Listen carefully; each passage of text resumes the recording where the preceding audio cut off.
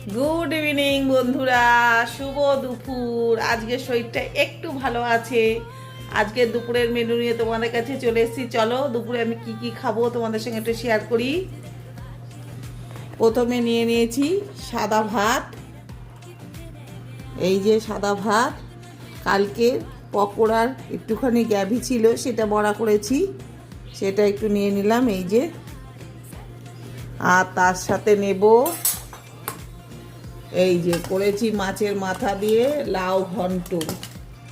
লাউ খেলে পেট ঠান্ডা থাকে, এই জন্য লাউটা আমি একটু বেশি পছন্দ করি।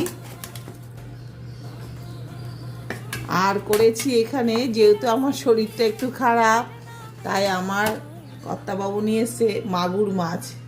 এই মাগুর মাছের রসা করেছি, খাবো গিয়ে। মাগুর মাছ আলু দিয়ে করেছি।